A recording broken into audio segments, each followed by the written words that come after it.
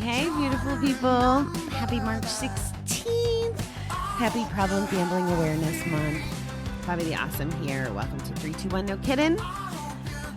Full disclosure, this is the last show that I'm recording in advance because I was at the conference for the last over a week.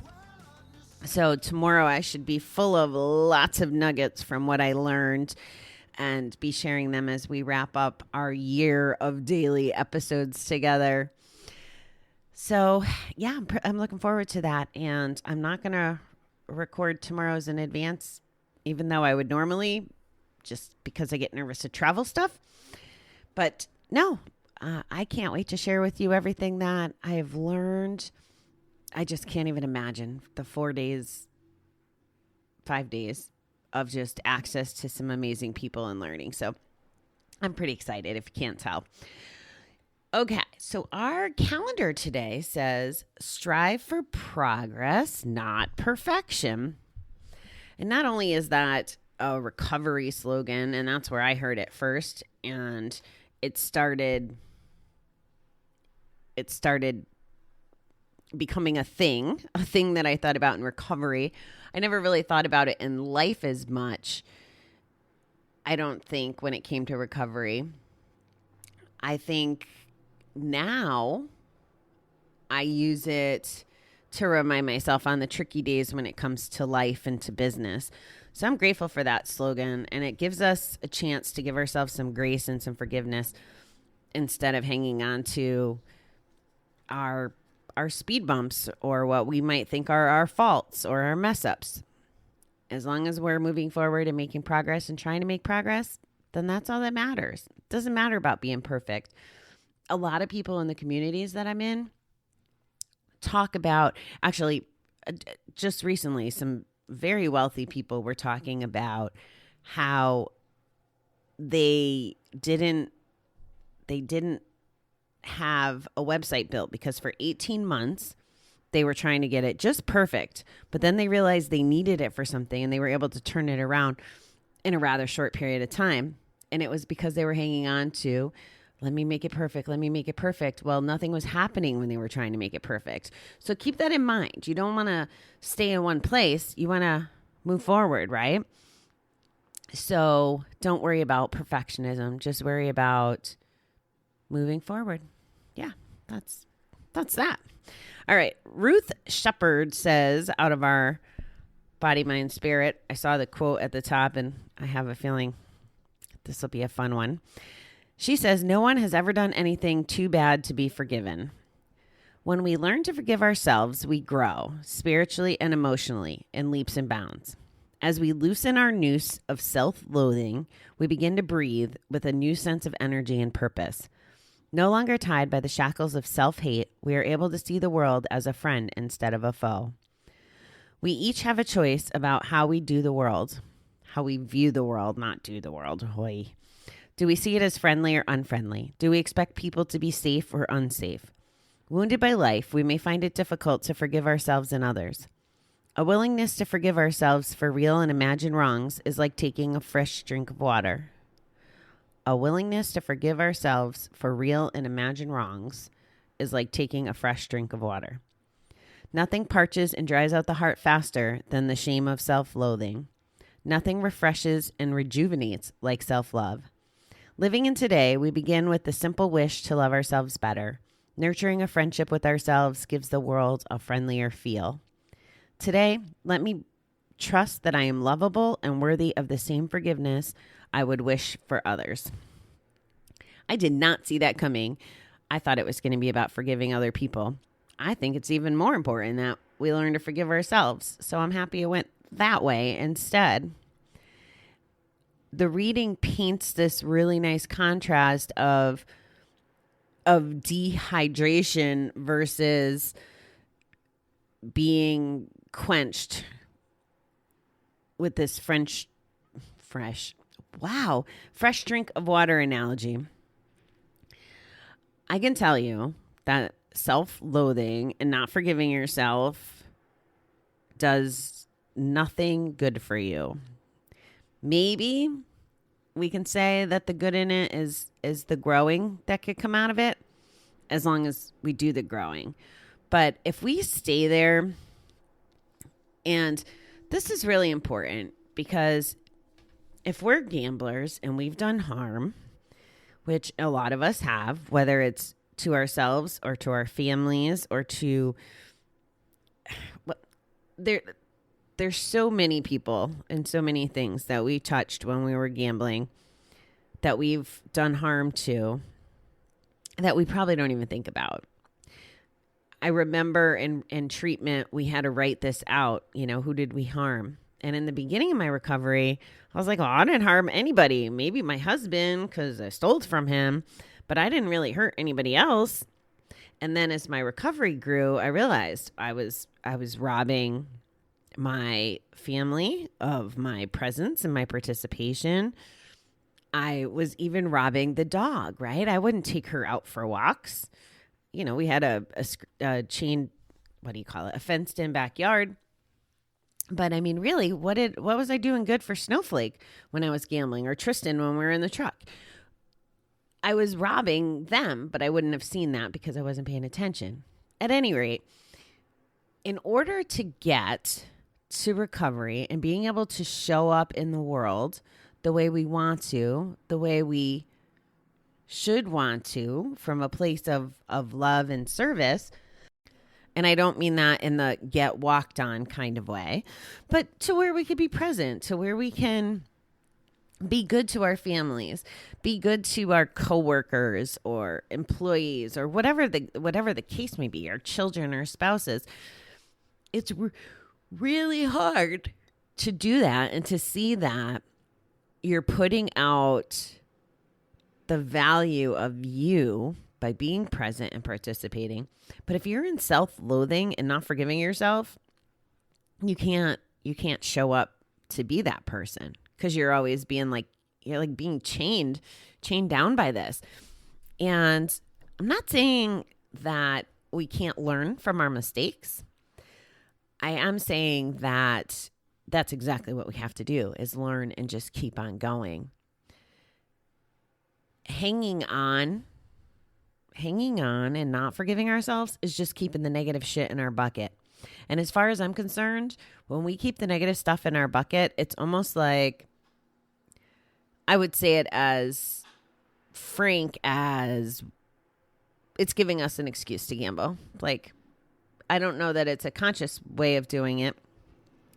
Some people might say, the addiction is doing that too, because it wants to keep you going back. So if you stay, here's what the cycle looks like.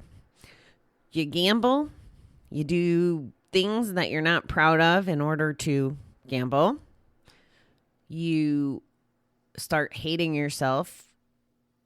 You get mad at yourself. You don't forgive yourself.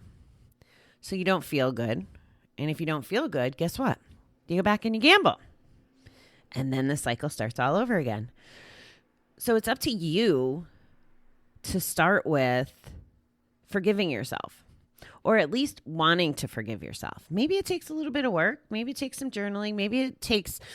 I find that it helps to have other people hold a mirror up to us, because sometimes we can't see the good things in ourselves when we're in those places. We don't think there's any good. We catastrophize. I think that's what they call it. There's fallacies that I went over in Kansas with my counselor. There was all these fancy words like cognitive distortion and I can't even remember them all, honestly, because they were big words. And I remember not liking the exercise. I guess I should probably pull out that book. Maybe we'll go through that one of these days. At any rate, we perpetuate it and we don't view ourselves for all the goodness that we have. And this is probably for everyone. I would imagine that the people that I view as more flawless or successful or whatever, that they don't go through this. But let me tell you, they go through this. Everybody goes through this. And sometimes we need a little help. Going, okay. Like one of my friends told me, and I haven't done this yet. I have to do this. She learned it from a coach or somewhere, but to write down 100 things that make her a badass. And I love that. Like, I would tell you to do it, and I am telling you to do it, which means I should probably do it. Yeah, I think I'm going to do that. That'll be part of my homework. 100 things. Can you imagine? But let's focus our energy on that kind of stuff. And if you need help figuring out what makes you a badass, ask people you trust. They'll tell you. I promise you they will tell you if they're the right people that are supposed to be in your life. The moral of the story is that you are forgivable. If you participate in self-destructive behavior, such as beating yourself up, I should say beating yourself down, shouldn't it? Okay, random side note. But if that's what you're participating in and that's what you're doing, you're going to stay in that cycle. So give yourself the gift of forgiving yourself. How about that? Think of it that way. Not only will you give yourself a gift, but if you forgive yourself and you start showing up for yourself first, it gives you an opportunity to share all your beauty and value with the world. That's all I'm saying. Whatever that looks like. And it's going to look like different for all of us. So I hope that makes sense. I hope you forgive yourselves.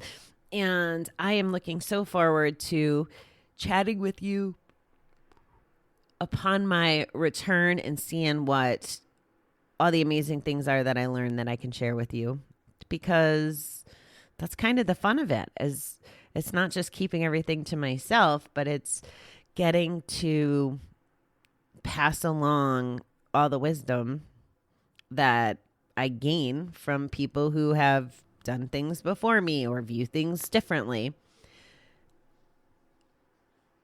And it's a beautiful thing to be able to at least consider. You know, every time my counselor disagrees with me, she doesn't tell me she disagrees with me. What she says is, I invite you to think about, and then she'll give me her perspective. She won't call it her perspective. I invite you to think about, and then she'll talk about doing it the other way. Like we were talking about a boob job. I want a boob job. I've wanted a boob job for 20 years, maybe longer. Like there was actually a Christmas when I was married where my mother, this was so freaking funny. I had always said I wanted a C cup. So it was, I wanted C's. And she wrapped up a bunch of cutouts of the letter C. So I got C's for Christmas. Anyway, we were talking about this, my counselor and I, and because someone I knew had the procedure done, and it was a lot more affordable than I ever thought. And let me tell you this, the reason I want this, or I've always wanted this, is because I'm like 5'6", and I've always had bonus meat on my bones, and I always held a lot of it in my gut. So I've come to accept this, and actually when I was meditating the other day, I decided, well, Buddha had a belly, so I must be one of the cool kids. That's where I landed to rationalize my gut. I guess it ties actually back into all those physical and health episodes we were talking about. But nonetheless, when I go to buy clothes, between the big gut and my flat chest, it's really hard to find clothes. And if you don't find the right clothes, you don't feel really good about yourself. And there's been so many times that I bought like these tops or dresses or have tried them on and can't buy them because it just doesn't work with my frame. So I wanted them to kind of balance out my body. And when I was talking to her about this, she invited me to think about going to a specialty women's store to find, better fitted clothes or a tailor or whatever, instead of mutilating my body. So I'm still, I guess, thinking about her perspective. I'm not sure that I'll change my mind. And honestly, I'm not prepared to do this right now anyway. I couldn't even imagine having the time off to go have a surgery or anything. But the fact remains is it's a different perspective. And I have to be open-minded to that different perspective. So that's where I am landing on that. I'm not sure why I told you that. There was a moral. Oh, inviting ourselves to think about things in a different way. That's where I was going. So I invite you to take a look at that. See if beating yourself up serves you. Guess what? It doesn't, but I'll let you come to that conclusion yourself. And yeah, let's make some progress and not be perfect. All right. Love you, beautiful people. Talk to you soon.